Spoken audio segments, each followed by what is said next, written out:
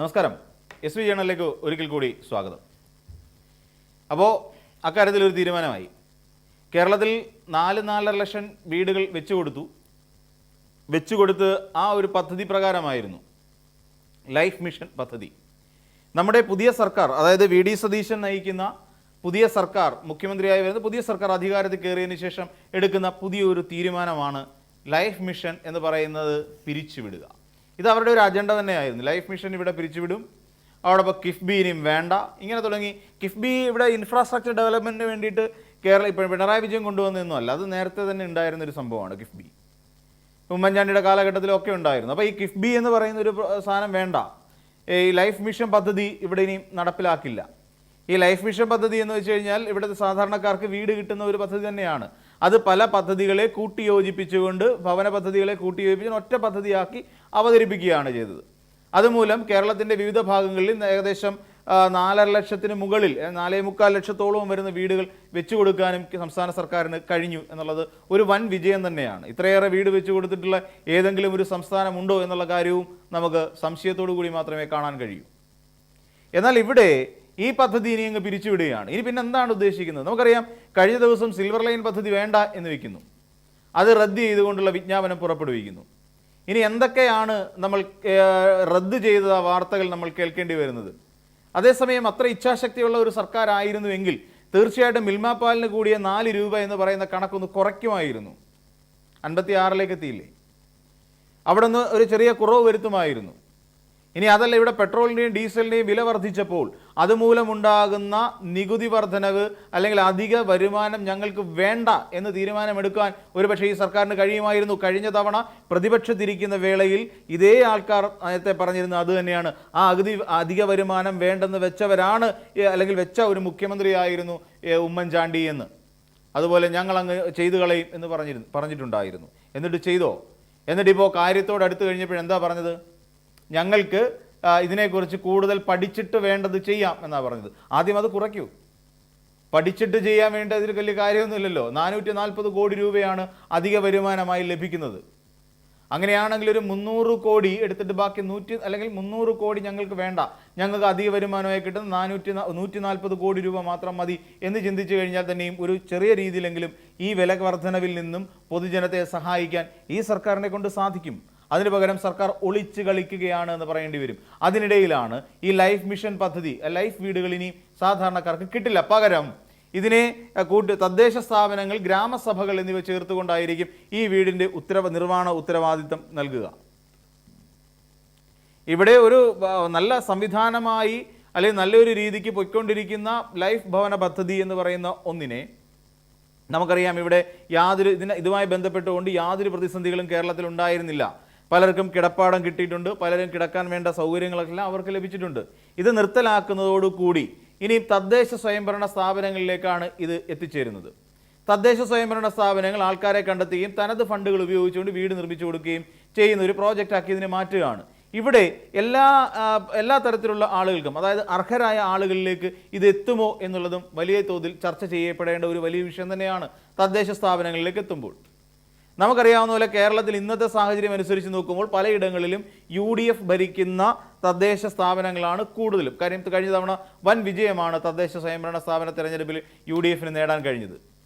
അപ്പോൾ അതുമായി ബന്ധപ്പെട്ടുകൊണ്ട് പരിശോധിക്കുമ്പോൾ ഇവിടെ ഉണ്ടാകാൻ പോകുന്ന മറ്റൊരു തരത്തിലുള്ള ഒരു സ്വജന പക്ഷപാതത്തിലേക്ക് ഇത് വഴി തുറക്കുന്ന ഒരു തീരുമാനമായി മാറുമോ എന്നുള്ളതും നമുക്ക് സംശയിക്കേണ്ട ഒരു കാര്യം തന്നെയാണ്.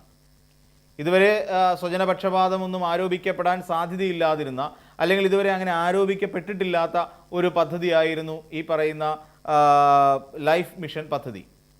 അപ്പോൾ ഇത് നിർത്തലാക്കുന്നതോടെ സാധാരണക്കാർക്ക് ഇനിയും വീടില്ല എന്നർത്ഥം. ഇതുവരെ കൊടുത്ത് കിട്ടിയതൊക്കെ കിട്ടി, മേടിച്ചതൊക്കെ മേടിച്ചു, കിട്ടാനുള്ളതൊക്കെ മേടിച്ചു, സ്വസ്ഥമായിട്ട് ഇനി വീട്ടിൽ ഇരിക്കുക. വേറെ ആരും ഇനിയും വീട് കുടി എന്നും പറഞ്ഞുകൊണ്ടൊന്നും സർക്കാരിൻ്റെ മേലെ കുതിര കയറാൻ പോകരുത്, പഞ്ചായത്തിൽ അപേക്ഷ കൊടുക്കാനും നിൽക്കരുത്, കിട്ടത്തില്ല. ഇനിയും വേറൊരു തരത്തിലുള്ള പല പദ്ധതികൾ ഇവർ ആവിഷ്കരിക്കുകയാണ്. ഭവന പദ്ധതി, ഈ പറയുന്ന പഞ്ചായത്തുമായി ചേർന്നുകൊണ്ട്, തദ്ദേശ സ്ഥാപനങ്ങളുമായി ചേർന്നുകൊണ്ട് ഭവന പദ്ധതി. അതിന് മിക്കവാറും ഉണ്ടാകാൻ പോകുന്ന ഒരു സാധ്യത, അതിനൊരു കോട്ട വയ്ക്കും. ഇത്ര എണ്ണമേ വെക്കാൻ പറ്റൂ എന്ന് പറയുന്ന രീതിയിൽ ഒരു കോട്ട നിശ്ചയിച്ചുകൊണ്ട്, അതിൻ്റെ എണ്ണം ക്രമീകരിച്ചുകൊണ്ടൊക്കെ ആയിരിക്കും ഈ പദ്ധതി നടപ്പിലാക്കുക. നമുക്കറിയാവുന്ന പോലെ ഇവിടെ KSRTC ബസ്സുകളിൽ സൗജന്യ യാത്ര സ്ത്രീകൾക്ക് അനുവദിച്ചു കൊടുത്തു എന്ന് പറയുന്ന ഒരു നീക്കം നടത്തി. അപ്പോൾ ഈ സൗജന്യ യാത്ര സ്ത്രീകൾക്ക് അനുവദിച്ചു കൊടുക്കുമ്പോൾ എങ്ങനെയായിരിക്കണം അത് നിർണ്ണയിക്കപ്പെടേണ്ടത് എന്നൊരു ചോദ്യം വന്നു.